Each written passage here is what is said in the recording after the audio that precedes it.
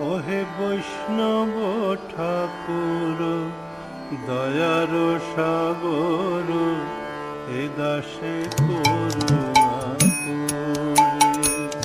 ওহে বৈষ্ণব ঠাকুর দয়ার সাগর এ দাসে করুণা করে।